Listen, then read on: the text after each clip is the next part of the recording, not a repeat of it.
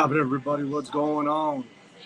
Hopefully you guys can hear me. Guys, if you guys are in the chat right now, I see a couple of y'all in here already. Let me know if y'all can hear me.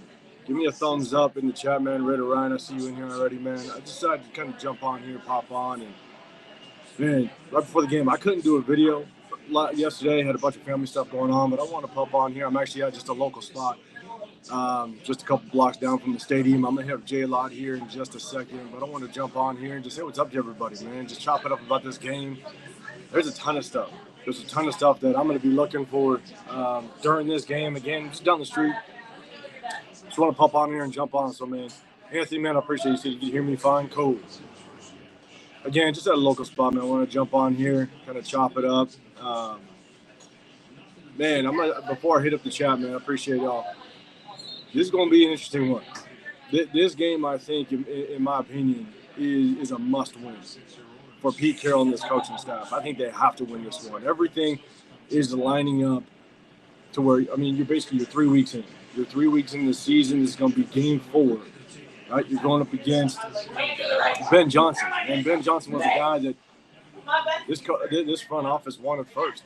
They rolled out the red carpet. They basically surprised Antonio Pierce, cut his ass off after that press conference, which was nasty work, to be dead honest with you. But cut his ass off. Got rid of Tom Telesco after everybody. You really can't argue that he had a pretty decent, what looked to be a pretty decent 3 first rounds. Did a decent job through free agency. Obviously, you never knew what Christian Wilkins was going to end up turning into, but he did bring in guys like Caleb on Chase on after Muck and Coons went down last year. A lot of good, decent moves. But you rolled out the red carpet for Ben Johnson. You didn't get him. So at the end of the day, this is your chance. This is your chance to kind of prove that even though you didn't get him, this shit's still going to work out. So I think this is a very big kind of prove-it game for Pete Carroll. So, man, guys, let me know what your thoughts are of this game. Let me know, do you think we got a chance? Obviously, there's a bunch of question marks about the offensive line going into this game, and I'm going to touch on that. I'm going to touch on kind of what I want to see through just the offense and the defense based on everything else that we saw last game, because obviously last game was going to be a hard one. I don't care what anybody says. Last game was going to be a tough game. But no one expected, and you can't expect us to lose the way that we did, without question. So, yeah, Anthony, man, I see you 100%. It's a statement game. It has to be. I mean, you're 3 games in. This is going to be game number 4. We got a brand new coaching staff. They have a brand new coaching staff. We have the veteran quarterback. Right? Caleb Williams is only year 2. He's still trying to learn Ben Johnson's system. Pete Carroll, you brought in Geno Smith, so you got your guy at the end of the day. So, who's more prepared? Who's coached up their team more going into week 4 of the season? And look, you're home. You're home. I understand it. Not every home game looks like a home game, but we're home, so we should have the advantage. And so at the end of the day, this is a massive statement game. What up, Chewy, man? I see you in here. What's happening, man? Appreciate y'all rocking through me, pulling up with me. Let me see. I just want to make sure this is my first time kind of going live again. I'm just kind of down the street from the stadium. I'm going to walk over there in about an hour, but I couldn't do a video yesterday. So I want to pop on here and kind of talk about it, man. But cheers to y'all. I already got the picture going. I'm going to get a picture in before I rock over to J-Lot. But cheers to y'all, man. Cheers, you're saying D-line's got to bring pressure. They do. And, I mean, we can talk about the defense first. Man, what do you guys expect out of the defense? What do y'all want to see out of the defense? Here's my thing. Defense, you got to adjust. Last weekend against the Commanders, we didn't adjust. We showed it when we broke down game film. Commanders came out, double tight end sets, heavy sets, unbalanced sets. They brought an extra lineman to play tight end. They motioned tight ends over. I mean, there were moments where basically Malcolm Kuntz was getting triple teamed, and they just picked on our undersized edge rushers. That's what they did. They picked on their undersized edge rushers. They went after Jamal Adams when he was in the game. went after him. We just got to adjust. And if you look at what the Bears can do, and look, I'm not gonna say I'm an expert on the Bears. I'm not gonna say that I've broken them down at all. I haven't. But here's the thing: they got two good tight ends over there. They get two good tight ends, and last time I checked, those two tight ends can actually block as well. So expect a lot of double tight end sets. Expect them kind of coming out in a balanced set, and all of a sudden motion over to a heavy set, motion over to an unbalanced out line. And if we don't adjust, that's the one thing we're watching out for. Anytime that I see motion, especially with the tight ends and motion somebody back inside the box, I want to see how our defense moves. I want to see how linebackers. You're saying Loveland's out? Okay. And if that's the case, I don't know if I saw him.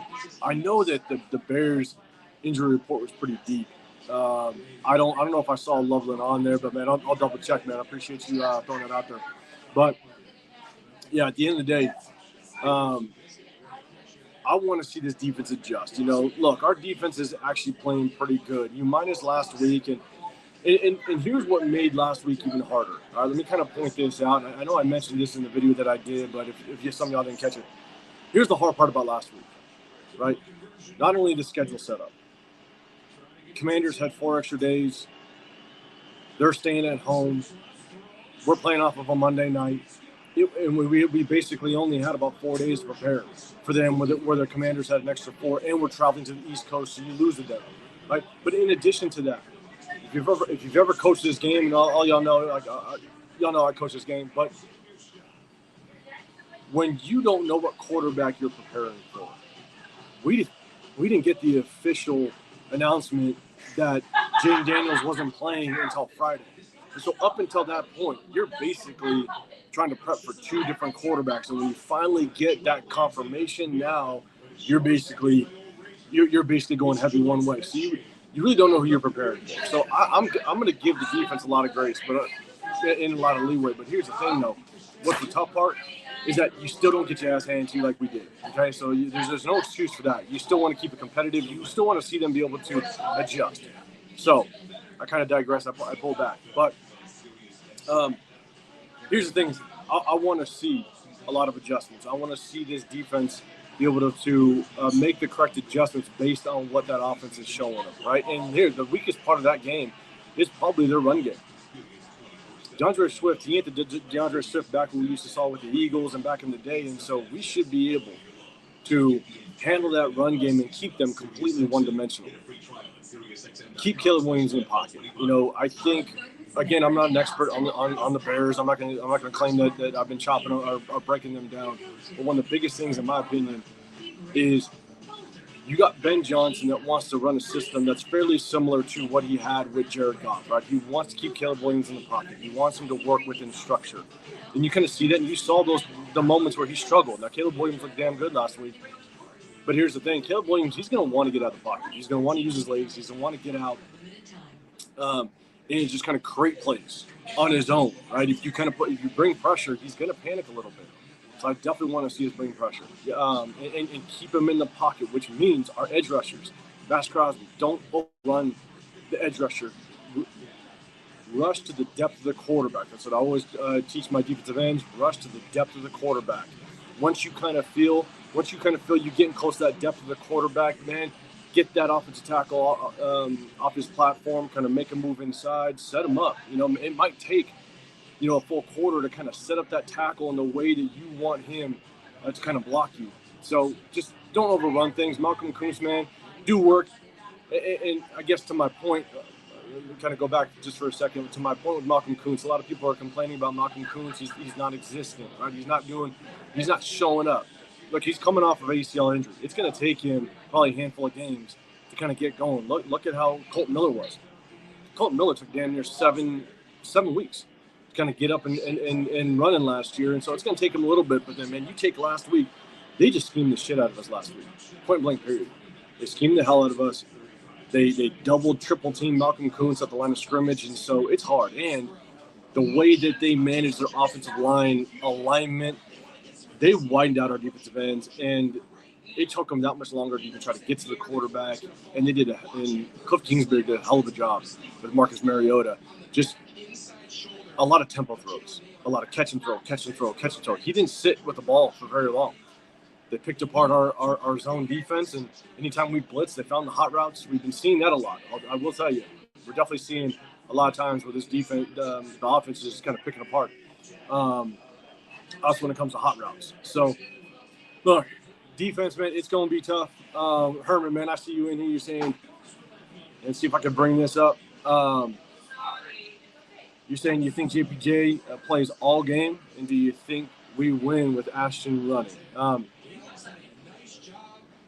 I'm going to get let's do this, man. I'm going to get to the offensive side in just a second, man. I'm going to star that, and I'm going to get back to it, man. I appreciate everybody rocking in here with me.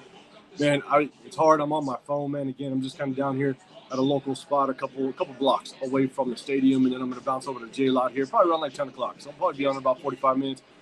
But I got my pitcher sitting next to me. I got my beer in hand, man. Having my first drink on this Sunday before game time with y'all, man. I appreciate you rock with me if you can, man. Double tap that screen, hit that like button, subscribe, turn on those notifications. If y'all don't know, I'm 805 Raider. My channel's Real Talk, Raider Nation. I tried to do, I was going to do a video yesterday, kind of break this thing down, but wasn't able to kind of get around to it. So I just want to jump on here and do a quick live, man. Chicago's got some weapons. Secondary needs to be ready. They do. You know, Roma Dunze, man, he's kind of coming into his own. If Colston Loveland's out, man, that's unfortunate for them. Great for us. You know, but they still got Cole Kmet, man. Cole Kmet's a big tight end. He's a big target. Definitely touted as one of the better tight ends coming out of college. You know, and look, Ben Johnson's going to know how to use him without question. So, you know, at the end of the day, I think the defense has to come to play. You know, if we're going to win, yeah, DJ Moore, true, 100%. DJ Moore as well. The defense got to come to play. You know, the offense is probably going to take some more time to kind of get going. We have not seen life out of this offense just yet. Even though we beat the Patriots, put up 20 points on the Patriots. Outside of that, as much as it's an impressive win because it's a first win going to the East Coast, a good momentum game, just kind of get the season rolling. Outside that, man, we haven't really seen anything. You know, and it's not, we don't even see flashes. As much as we might see some flashes from Genty, it's still very mediocre. So, you know, we got to see some big plays. You know, Trey Tucker, if he can continue with what he pulled off last week, man, that's going to be huge. But we can't see some of that production in garbage time. We got to come out the box hot. We got to come out. We got to snag the momentum. We got to take the momentum early. We got to keep it. You know, obviously there's the normal create turnovers, right? Create turnovers, minimize turnovers. You know, defense, you got to tackle a lot better than you did last week, without question. The tackling was rough. And I think Pete Carroll came out in his presser and said that they didn't tackle all last week because of the short week. So, you know, hopefully that changed. Hopefully they prioritized just kind of getting in that rhythm with tackling because, look, tackling, not only is it a mentality, you got to get used to it. And all these guys are pros. They're obviously used to it. But, I mean, you have to keep that in them each and every week. So, at the end of the day, man, it's something that we got to come strong. Tackle, got to stay disciplined, got to adjust. You have to adjust and bring pressure and keep Caleb in the pocket, man. So, I appreciate you, everybody, tapping. Yeah, man, true, man. If you guys can, double tap that screen. Want to jump on here for a second. Now, let's talk about that offense. Herman, I know you had that question about JPJ, man. Guys, let me know. Do you think it's truly going to be a rotation with JPJ and Alice Kappa? Let me know in the comment section. Do you really think that this is going to be an actual rotation? Because that's what Pete Carroll said. He said both of them are going to play. Now, does that mean that one's going to start and then another's going to rotate in? I have no clue what that means. But anytime that you have to rotate offensive linemen, that's not good. That's not good at all. You don't want to rotate offensive linemen. You want to keep that consistency. You want to keep that chemistry within that offensive line, the continuity. If you continue to rotate, man, it's not a recipe for success, without question.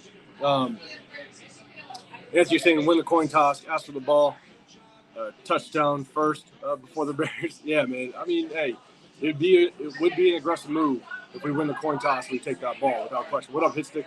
What's up? What up, Stepper? What's happening, man? Just popping on here, man. Again, couldn't do a video yesterday, so I want to jump on here and kind of talk about it. But yeah, guys, let me know. Do you think JPJ is going to get substantial playing time? Here's the thing. He was active last week. If not playing JPJ was just a precaution, cool. Chewy, hey, too early, man. I'm gonna have plenty of drinks when I get over that tailgate as well. I got a spot that I'm gonna be at right in the middle of J-Lot. Trust me, it's gonna get started. But I'm not staying for the game, guys. I'm just going out. I live local, so I'm just going out for the tailgate, having fun, and then I'm gonna rock back and be home in time for kickoff. Heard me saying Captain's never played left guard, and JPJ has played left guard, but plays Parham. That's one thing, right? As soon as my biggest question has been like, where's the competition for Parham? It don't make no goddamn sense. You know what I'm saying? It doesn't make any sense because petecarroll, johnspytek they always talk about competition, and Dylan Parham as of right now has Caleb Rogers as his competition. That's no competition. We all know what Caleb Rogers was. We saw him in preseason. That's no competition. Dylan Parham is sitting pretty, knowing that there's nobody on his heels that's potentially going to take his spot. Oh boy, I'm just down the street, big dog. I'll be there soon. Man, without a question.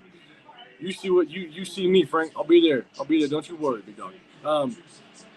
And so, look, at the end of the day, I think with Dylan Parham, he's got to have competition. And when it comes to JPJ, he's got to play. Again, he was active last week. He played a little bit of special teams. If the concussions are an issue and you want to kind of sit him out one more week, then I get it, especially with the concussion issues in the past that he has. And it was a short week. They didn't have any contact. I got it. You know what I'm saying? But that means that this week, there is absolutely zero reason why Alice Kappa plays. Zero reason. Alice Kappa is a veteran that's a backup at best in the National Football League. He was statistically the worst starting offensive guard last year, and he showed it. We all knew it going into the season. You guys know what our feeling was. Anytime I posted a video when we went live, we know that he's a backup at best. So you have to prioritize a second-round draft pick in his second year, a young talent, a guy that, in my opinion,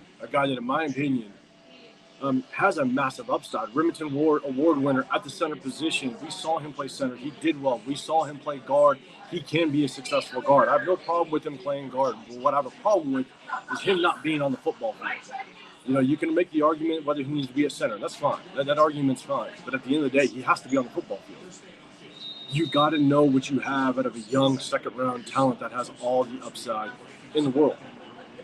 And so you got to get him on there. Alice Kappa, man, he's a veteran and backup at best. He does not deserve to be on the field in any capacity when you have starters healthy at all. And so Anthony said, you hear something, JPJ wanted a concussion. Could have been wrong. Saw on Lewis channel. So we'll talk about the concussion, man. And Frank, I see you. I mean, hey, bro, honestly, at the end of the day, here's the thing.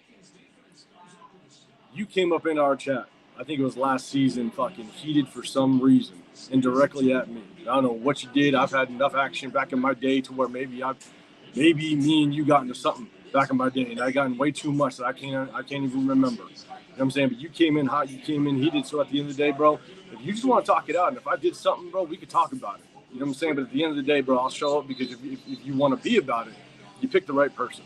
I'm just saying. But we can be grown-ass adults, and 100%, bro, I'll fucking share a beer with you. Not a problem, because, bro, you came in hot and had a problem with me. So we can figure it out. But at the end of the day, bro, we'll definitely have a beer if you want it. I'm down. But you called me out. You want me to come to J-Lot, bro. I'll be there, 100%. And so, Raider, y'all ready for this L, man? Hey, it's tough work. It's tough work, man. A lot of confidence just ain't there with the Raider fan base, which, again, man, it's a lot about Raider. It's Raider PTSD. That's what I call it. Raider PTSD, and it's tough. It's tough because we've been through this way too many times. It's been 20 plus years of just absolute shit performance, and then they get our hopes up. And here's the worst part. They get our hopes up. We actually make a playoff run, and they blow everything up. Everything blows up, and you see the decisions. And look, you could agree or disagree whether or not we should have kept Rich Bisaccia, but what Rich Bisaccia did towards the tail end of that season, I think proved that he should have been given a shot. But what happened? We ended up cutting bait, and we go with Josh McDaniels. We all know how that figured out. So, look, at the end of the day, it's Raider PTSD. But Anthony, man, kind of going back to your comment about the concussions, I kind of said this on our live. I said this on the live. I wonder if there's something deeper. If we see a rotation, or if we don't see JPJ very much this game, there might be something going on with concussions. There might be something a little bit deeper. Maybe the concussions are affecting him more than we can see his fan base. Maybe the doctors are saying something. The doctors are basically letting the coaching staff know, look, he is truly one hit away. You know what I'm saying? From ending his career, because concussions can hit you like that. We've seen it multiple times in the National Football League. And it actually reminded me, guys, I'm going to talk about just the way that they're using JPJ at the center position versus the guard position. Here's the thing, is if the concussion issue is a lot worse than what we're seeing and the coaching staff is getting notified about something else, I'll tell you right now, man, I just think that we may not see JPJ very much. That might be the reason why they're slow rolling him and maybe trying to get him back in the game. You know what I'm saying? So if we don't see him a lot, that concussion issue might be a lot worse than we're leading up, because there's no world where Alice Kappa starts over JPJ. We knew it going into the season, and based on the performance we've seen over the last few weeks, we know he just ain't right. You know what I'm saying? And so, Vader offensive line is shot. Man, are you Native American? No, I'm a mutt. That's what I am. I'm Japanese, Hawaiian, German, Irish, and Scottish. That's what I am. And Kevin Merker, it's up to you, make it happen. I'm with you, man. I'm with you. And yeah, Raider PTSD is real. Let's talk about JPJ playing center versus guard. You know what I'm saying? Playing center versus guard. And here's my thing, is if you're worried about concussions, and just based on what I know about this game, again, coached it for a very long time, played it for a long time, 15 plus years. If you're worried about concussions, I think he's more susceptible to a concussion at the guard position.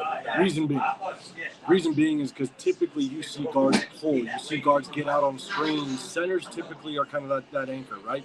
You really don't see them kind of get in the pull game, or even get out there and screens. You really just don't see it. And so you're susceptible to much higher impact when you're at the guard position, pulling down the line of scrimmage, leading in front of that lead blocker, trying to go and basically having a 10-yard head start at linebackers and corners and safeties. So in my opinion, I think you're more susceptible to bigger contact at the guard position. So why put him at guard if you are potentially worried about concussions? Now, again, that may not be the issue. It may truly be the fact that he's just not able to point out his blocks and kind of lead and guide that O-line at the center position like you're supposed to. So, at the end of the day, it's going to be interesting. It's going to be interesting with JPJ, man. So, again, guys, I'm on my phone. First time ever doing it this way. I'm just kind of down the street. I'm going to head over to the tailgate here, probably about 30 minutes or so. I got a beer, pitcher in front of me, man, enjoying it, man. I appreciate y'all popping in with me again. Let me see. Frank, I see you, man. I'm cool. Okay. Hey, we all want to win, man. We want to win without question, man. Hey, we can link up at J-Lot, man. There's a spot right in the middle of the J-Lot. I'll be there. There's a guy that's typically there that he basically, as long as you kind of give him a little donation, man, he's got a full bar popping for everybody, man. We'll hang out. We'll chill out. I'm with it, 100%, man.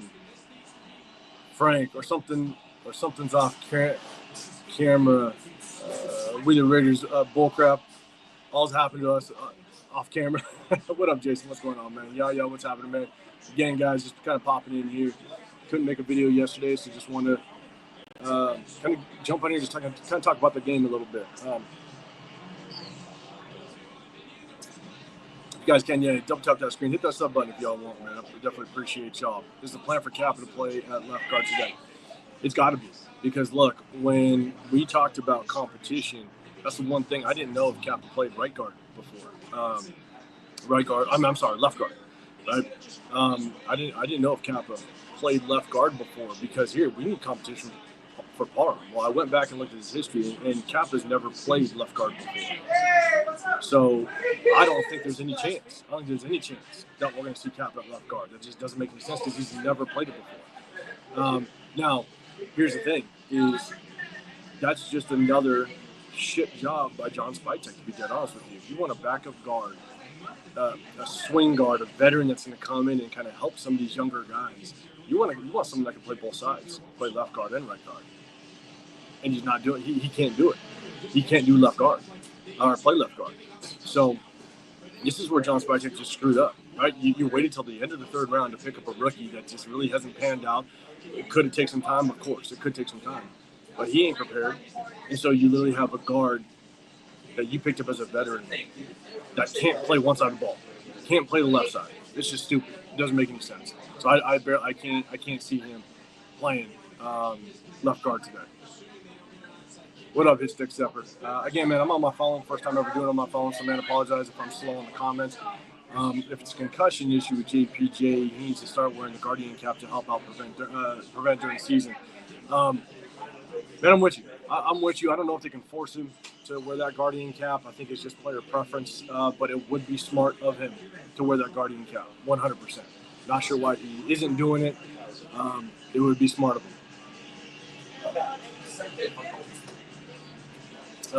What up, Rock? What's happening, man? Let's see. Frank, I told you, I didn't come here for trouble. I came here because you asked me to come here. And then whatever you had planned, bro, it is what it is. But I am 100% down to just have a beer. Have a beer, chop it up. Because, again, I told you before, hey, bro, you came at me hot last season. You didn't stop for some goddamn reason. But, hey, let's link up. We'll have a beer, 100%.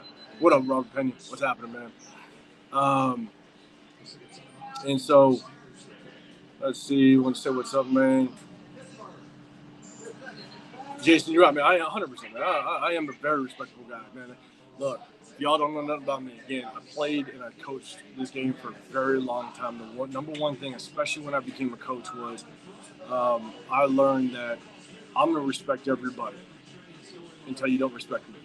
I will give you 100% respect. And that went with just, when I started coaching at youth and moved up to the high school level and coached in California and Texas. And here's the thing, is when you're coaching people's kids, you know what I'm saying? And the only way, when you start at youth, but then even when you coach at the high school level, I'm going to give not just the parents, but the kids the utmost respect, because the only way that you're going to gain the trust of people is if you respect them first. You know what I'm saying? And so respect is earned. It ain't given. And at the end of the day, I'll respect everybody until you disrespect me. You know what I'm saying? So I am 100%. I respect anybody that's ever come to me. The one thing that my dad taught me, to be dead honest, and then we'll get back to the Raiders in just a second, is the only thing you can protect is your last name. That's the only thing in this world that you can protect is your last name. The moment you ruin it, it's on you. And so anybody that's ever come across me, you know that I'm a very respectful person, without question. Until you cross the line, and then it's there. So me and Frank looks like, man, we're gonna chop it up, have a beer, and have a good time, man. Because again, I'm probably gonna head over to J-Lot here in about 30 minutes. Got a picture to finish and just have a little bit of fun. So yeah, Frank, we'll link up for sure, man. And we'll chop it up, without question.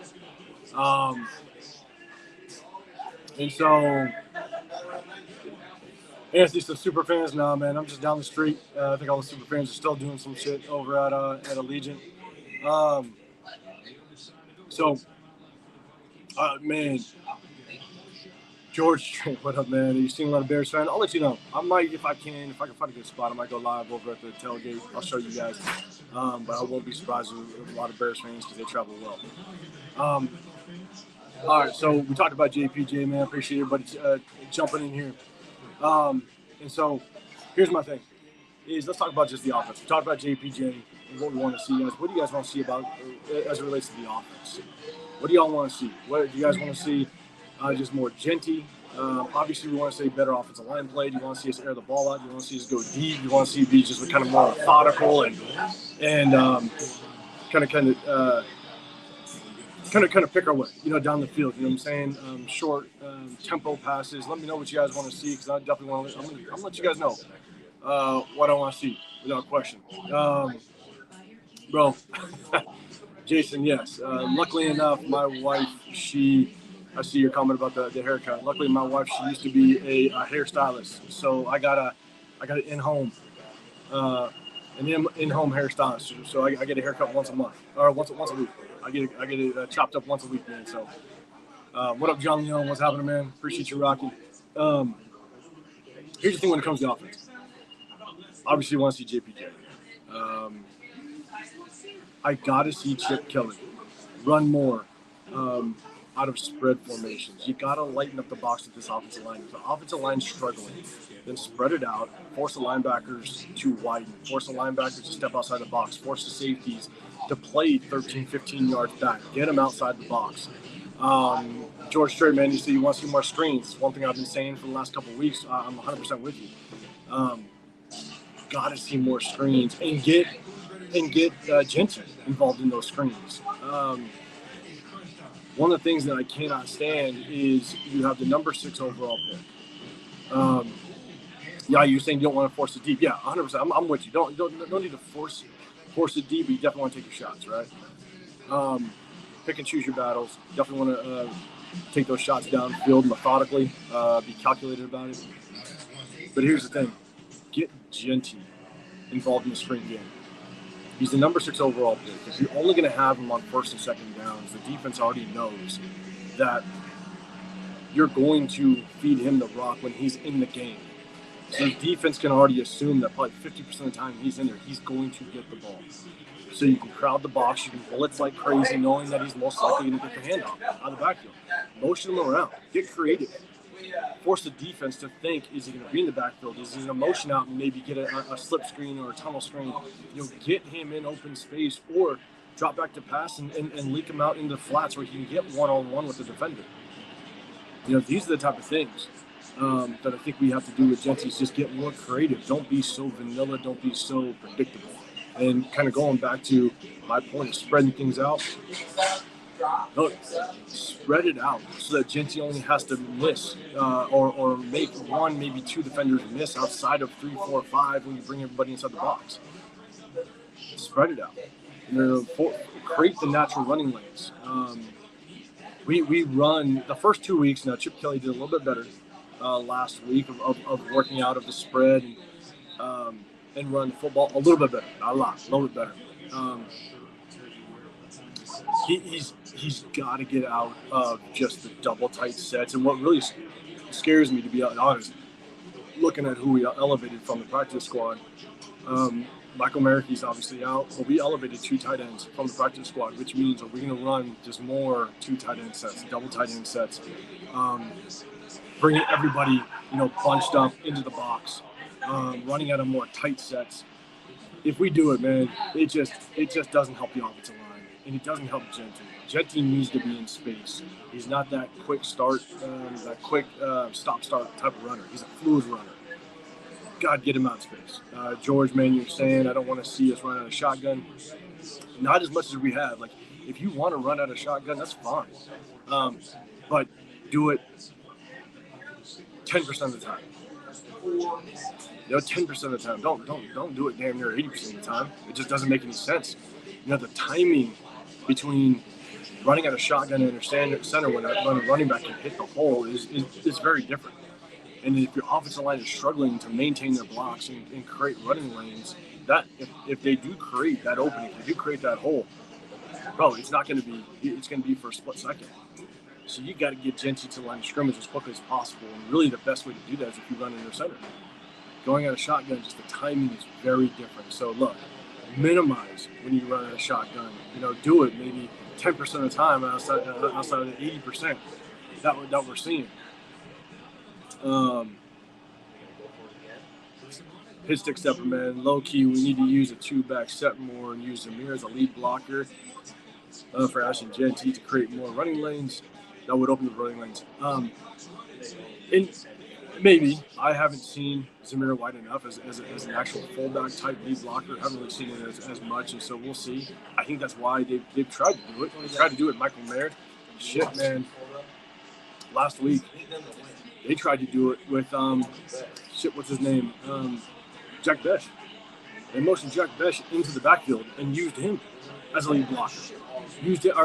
My bad, I take that back. He wasn't necessarily as a lead blocker. He was basically trying to cut off the backside end. But they motioned him to the backfield. And I'm just sitting there going, Jack Besh, he's a physical receiver, but he ain't going to be blocking nobody in the box. It ain't going to happen. It showed. He was worth a shit. Motion him in the backfield and try to use him as a blocker in the backfield. So, could you use it? Hit stick stepper, man. I'm not saying don't do it. You know what I'm saying? It's just I just don't know if Zamir White's that type of running back and can be a lead blocker. You see George saying how about some wide zones and some toss sweeps. So I'm cool with toss sweeps, man. I'm cool with toss sweeps to get you outside. The wide zones, I'm not too.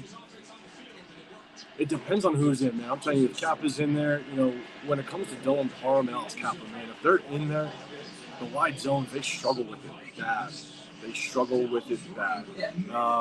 They just can't get out there to cross-face the interior defensive lineman if they need to.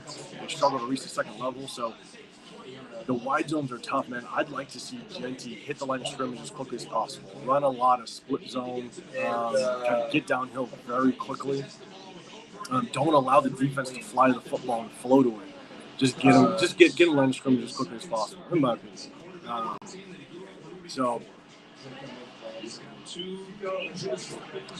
But yeah, in addition, man, let me know, guys.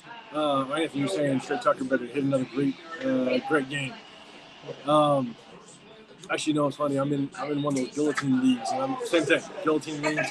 And I picked up Genty last week. It's an 18-man league, and bro, it's deep. You got to search for players. And I picked up Trey Tucker last week. I got him starting in a guillotine league, but that's the thing. I do hope Trey Tucker kind of gets balling, but here's the thing. Trey Tucker is doing well. Keep it going. Before I get to the receivers, the one thing about Genty is you feed him the rock, and I want to see Genty be able to make that first man miss. He did it a little bit better last week. He's done it a couple times. I want him to see that. I want to see him make that first man miss, man. I want him to be able to kind of show now 3 games in, going to his 4th game, he can create some of his own success. When you pick somebody number 6 overall, as much as I didn't like the pick because I knew our offensive line was not going to be very good, and we needed to improve on the offensive line. Being number 6 overall, he's got to create a little bit more of his own success. Obviously, he plays Chip Kelly's got to put him in good situations in order to make that happen, but he's got to make some of his own success. So I want to see some magic out of Genty a little bit, even if it's not the perfect situation. You're one-on-one with somebody, or maybe you kind of get the ball out in space and you got to make 2 guys miss. Make both of them miss. Show that you your work. That number 6 overall hit. You feel me? You know what I'm saying? So I'm not thinking that he needs to rush 150 yards. Just kind of show the signs that you're improving. Show the signs that you were that right pick. At number 6 in certain situations. What up, A-Train, man? No, I'm not. I'm going to the tailgate. I'm going out to J-Lock. But I'm not going to this game. I'm most likely going to be going to the Titans game. And so, George is saying, so you think Genty runs better out of power run scheme this time? With this line, 100%. I think he's more of a power runner. I think that's where Genty can thrive. You get a line of scrimmage as quickly as possible. Don't let the linebackers flow and get downhill, get them off balance a little bit. Hopefully you get a linebacker that reacts late to the blocking scheme, to the blocking in front of him. And you get a line of scrimmage, and all of a sudden, he's got to break just one tackle, and he's off the races. Because there have been multiple moments in every single game where the offensive line has done a good job. But Genty hasn't seen the hole. He doesn't make the right cut. And so, again, it's not all on the offensive line. Again, I apologize if I'm jumping around, but it's also the tight ends. The tight ends got to block better between Brock Bowers. Obviously, Michael Murray isn't playing, but Brock Bowers and Ian Thomas, these guys, they need to block better because there's a lot of times where when Gentry's getting crushed in the backfield, it's on the tight ends. But and sometimes when it's on the tight ends, man, it's also on the offensive scheme. You know, again, it goes back to Chip Kelly running out of just a bunch set. And the defense just knows what we're doing. The defense just knows when Gentry's in on first and second down, we're going to run the ball 50% of the time. So let's bring the house. So there's really not a whole lot you could do, in all honesty. So there's a lot that needs to change. There's a lot that needs to just become better, in my opinion. Anthony, man, going to Vegas in 2 weeks. Be at the game in 5 weeks against Jacksonville. I'm getting the entire team. Hey, man, just let me know. Let me know again. I'm in the area, so let me know when you need to pop in here, man. We'll link up, man. If you're around, I'll probably come back to J-Lock, but I think I'm going to the Titans game. So let's talk about the receivers. Obviously, man, Jack Bech has got to get going. I wasn't a fan of the pick. I still am very, very concerned whether or not Jack Bech can get the separation that he needs to in the National Football League. That was one of the biggest issues that I had with him. And you look at the game film, there was nobody open last week except for Trey Tucker. Trey Tucker was the only one that was really open outside of everybody else. You go look at the All-22, and you guys know, if you guys rock with me, I break down game film. I break it down, I look at the All-22, I dissect it like I did when I was a coach. And the thing is a lot of time, Geno Smith was running for his life, but he was running for his life. Even when the offensive line didn't block well, he's running for his life because there's nobody open downfield. And so, A-Train, you're saying, man, people saying Dylan Parr might not play. If he don't play, we in more trouble. And that means Carlos Rogers is playing because, again, did a little research. Wells Cap has never played left guard before. So we've been in trouble. We're going to be in trouble. Can't wait to watch the game. Man, I can't wait to watch every game. The Raiders, it's torture being a Raider fan. George saying, is there any truth to Chip Kelly running a color scheme in the NFL this year? Look, I went back and I watched quite a bit of what Chip Kelly did with Ohio State. And whenever you have different personnel, things change up. It changes up. The college game is very different than the pro game. But that's one of my concerns. And again, I said this on one of the lines, is that Chip Kelly has not been in the NFL for almost 10 years. Like this last year in the NFL was 2015, I believe, 2015 or 2016.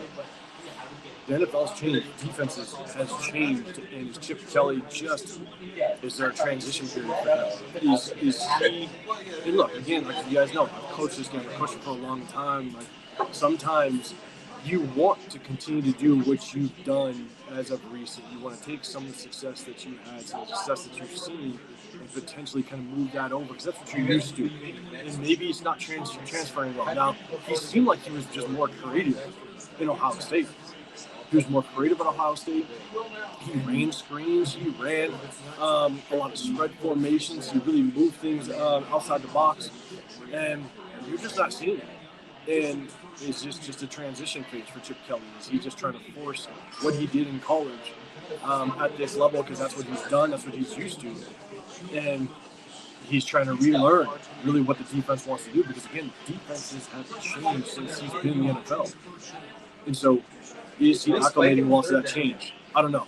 Could be it, without question. What up, Frank? What's happening there? So we're kind of going back to the receivers, man. Here's the thing. Trey Tucker, keep growing, keep building up the game that you had, but Jack Bech, man. Jack Bech, we got to see something. Got to see something about Jack Bech.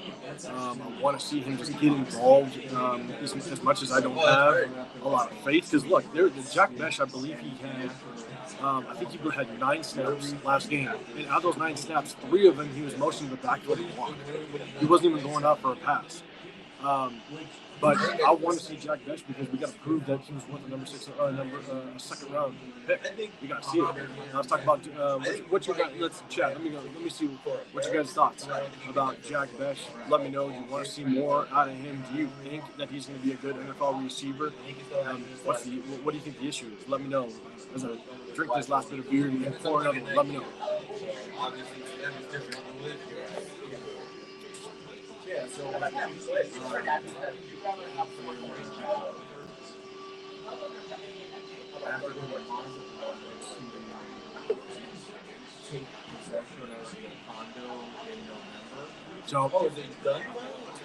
we got Jack Best and shit. Oh, Adrian, you're saying let's hope the Giants beat the Chargers. I hope so, man. So let's do this. Let's talk about Deontay Thornton, guys. We've seen some tempo catches out of Deontay Thornton. You see Chip Kelly trying to get him involved early. He had a catch early in last week's game. And outside of that, haven't seen a whole lot, right? We want him to be that deep threat, 6'5", 4'3" guy. Everybody touted that he's just going to be this deep threat. Look, I was excited. He was. If we couldn't get T-Mac in the first round, which would have been my pick if we couldn't trade back. I want to ultimately trade back in the first round, but if we couldn't trade back, I probably would have went with T-Mac or even an offensive tackle, to be dead honest with you.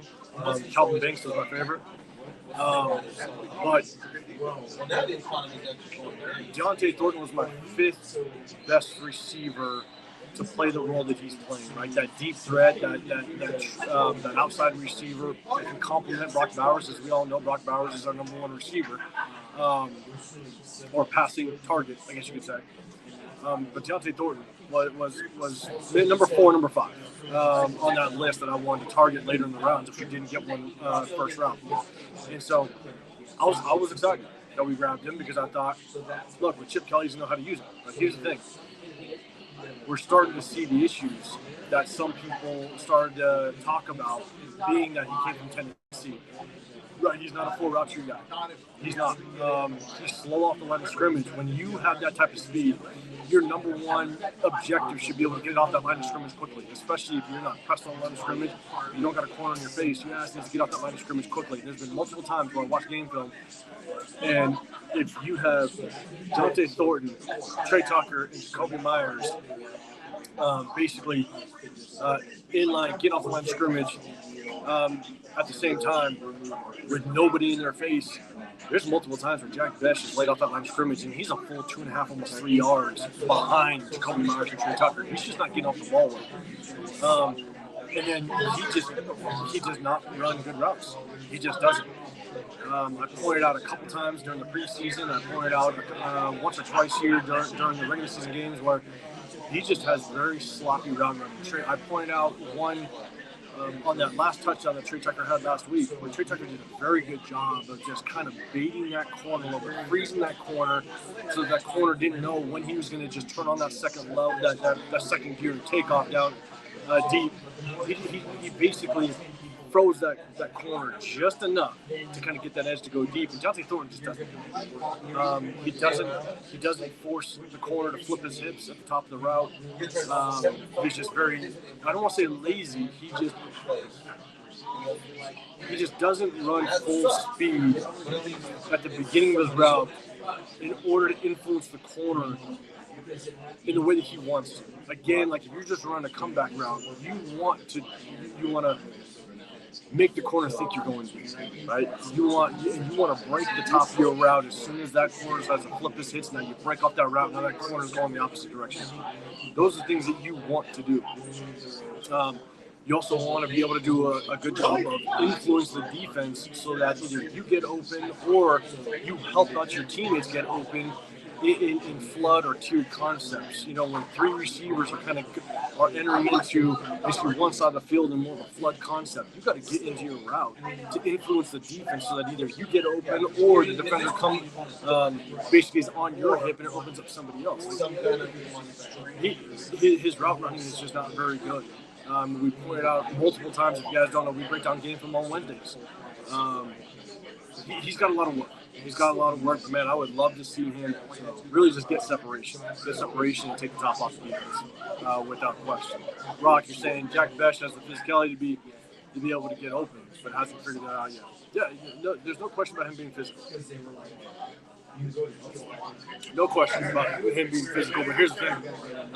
It's the physicality is only part of being a good receiver, right? You got to understand how to influence the corner. Influence the corner to move the way you want him to move and break your route with good timing. And he doesn't have a red.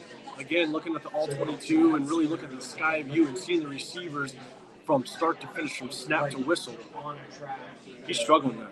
He's struggling without question. What up, Chris, man? I see you right here, man. Hey, I'm about to pop over to J-Lot here in a second. I'm just down the street. I'm getting a picture in, big dog. You know what it is. I'm about to walk over to J-Lot. I'll hit you and Severe up in just a minute. But isn't that way easier with like... But getting a picture in, doing it live for the first time on the phone, Chris, man, hey, it's a struggle. Not gonna lie. It's a struggle. I remember when you went live for that Baltimore game last year, and I think you were just going off your phone, man. It's a little weird. I apologize, everybody. I can't pick up the comments. It's just tough to do it. But yeah, couldn't do a live, or couldn't drop a video yesterday about my thoughts on this game, and just want to jump on here while I get a picture in and walk over to J-Lot. We're gonna have a little bit of fun, man. Adrian, no. We got one Bears fan here right now. We got quite a bit of Raider fans in this bar right here that I'm at. Chris, don't get it started. Don't get it started, man. God damn it. It's just pitcher. That's all it is. When we get to J-Lot, bro, I'm going to hit that same spot. Right in the middle of J-Lot, that guy that has that open bar and just takes donations, bro, I'll be posting up there for a minute. So, yeah. Shit, man, talked about the offense, talked about the defense a little bit. Let's just talk about, I said it in the very beginning of the live, but man, just talking a little bit about just the expectations of the game. Guys, predict your score. Let me know what you think the score is going to be. Let me know, do we pull off a win? Are we still going to ride the Raiders PTSD?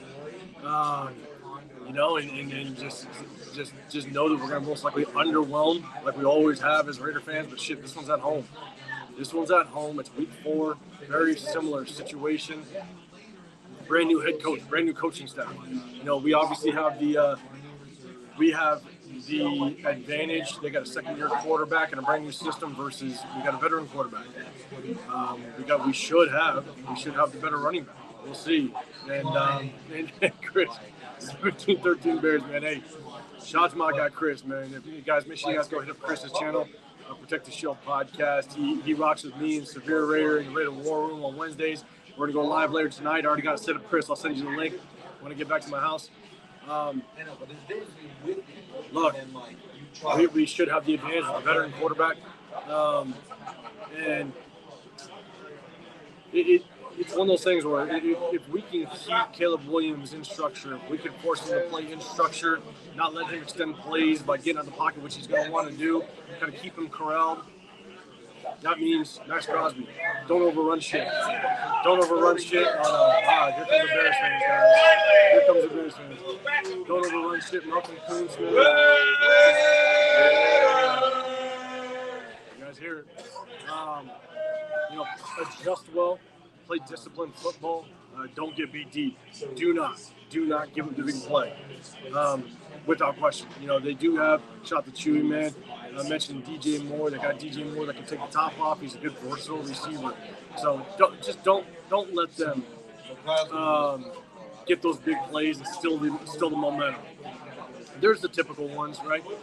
Great turnovers, minimize turnovers, but you got to make sure that you keep Caleb Williams in the pocket, force them to play within structure, shut down the run game because that's the weakest part of that offense, without question. Shut down that run game. Shit, you got to talk about father football.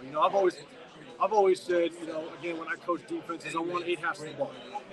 8 halves of the ball. Hey, Chris, man, Chewy said that Loveland looks like he's not playing, which is a huge advantage for us, man, because if Loveland was playing, man, and we broke down game film on Wednesday, if Loveland is playing, and you got Cole Kmet and Loveland, watch double tight end sets. Watch them just stack the box, come out in an even set, motion over a tight end to unbalance that line, and they go after Malcolm Kuntz like they did last week. They took a page of the Commanders. They might run right at our undersized edge rusher as well as Jamal Adams, and it might be a long day. Yeah, Rock, can we please stop the run 100%? We need to stop the goddamn run without question. But if Loveland ain't playing, man, that's a big one for us, to be honest. It sucks for the Bears, but a big one for us. Shit. Let's see. I mean, that kind of breaks it down, man. I've been rocking out here for almost an hour again. First time kind of jumping on the phone, just live in my spot, guys. Man, I appreciate you. Make sure you hit that, help tap that screen, hit that like button. Subscribe if you can, guys. Subscribe if you can.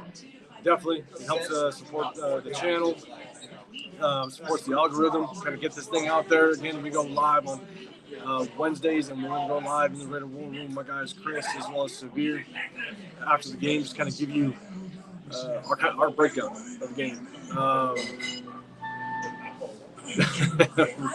Tyree, you know, here's the thing. We'll talk a little bit about these two guys, man. Tyree and Thomas Book. You know, everybody kind of believed the hype that all the commentators and the analysts on TV, they were trying to feed you the hype of Tyree Wilson. And you guys know, all of us in the Raider War Room, myself, Chris, Severe, man, we break down games, but we told you who Tyree is. He's an unblocked Hall of Famer. If he's unblocked, he'll do some things. But the moment you get someone in front of him, he struggles. He's still the same Tyree that had all the question marks when we drafted him. I had a ton of question marks. I wasn't doing this YouTube thing when we drafted him, but the first opportunity I could do a video on him was actually one of the best videos I did in my early days of starting this YouTube thing back in early 2023. And he's got nothing in his bag. Nothing is going to help him. Nothing is going to help him become a good football player in the National Football League. And I think it's all mental, to be honest. He's got all the physicality. He's got the ability in the world. But he's never been able to develop a second move. He's going to bull rush. When it doesn't work, he's stuck. He's done. And to be dead honest with you, it is 100% all mental, in my opinion. I think that's all it is. He just doesn't have the mentality to be a good football player. So, and in addition to that, Thomas Booker. Thomas Booker, I want to see more of him. Everybody was kind of touting that he's going to be great. You had former Eagles player that said he's on the verge of being a Pro Bowler. And again, the announcers, the guys on TV, kind of pumped all y'all guys up. And just because he's made a couple good plays, don't get me wrong. Right, he had the forced fumble last game. Okay, that's 15 yards downfield. No one questions his hustle. He hustles well. He's strong as all hell. He's strong as shit. He's not going to get moved off line of scrimmage, but he's a one-trick pony. He's got no moves. He's got a bull rush. That's it. He's done. He's not going to get pressure in the backfield. He did have one good goal line play, one goal line tackle got involved last game, but out of the 38 snaps that he had last game, he had 2 good plays. One of them was 15 yards downfield. Yes, he forced a fumble, but it's just a hustle play. He hasn't done much whatsoever, Thomas Booker, and he's getting the one-on-ones. Adam Butler's getting all the double teams, and Adam Butler's making plays. He's still making plays. Again, if you don't believe me, go back and watch our game film from last Wednesday, and I showed you 4 plays where Adam Butler's still balling with getting the double team, and that's not every play that he makes. And so you may not see him because he's making plays in basically like a big scrum, a big pile up. He's the first guy making contact. But at the end of the day, Adam Butler's getting every single double team, and he's working his way through it. Big old Rock. Hey, I'll tell you right now, bro, I'll be dead honest with you. I know when we were breaking down game film back in the day, you were all about Zach Carter. And I'll tell you right now,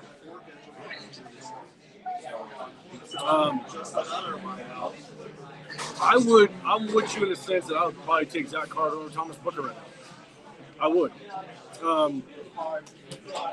I probably would have kept that 5th rounder and kept Zach Carter. Because Thomas Booker right now is not showing me anything that was worth a 5th rounder. Take away whatever the trade was, with Jacoby Bennett, all that stuff. But I'm cool with Jonah Laulu. I'm cool. Like, Jonah Laulu is playing like he's motivated. He's showing that he can come off that line of scrimmage, off the ball very well. He's working with his hands. He's getting spin moves involved. He's got multiple things in his bag to continue to work at that line of scrimmage. Where again, Thomas Booker is just a one-trick pony. He's got a bull rush. That's it. There's nothing else. And I hope he does well. I hope I see more out of him. But Rock, I'll tell you right now, I probably would have kept Zach Carter and give me back that 5th rounder.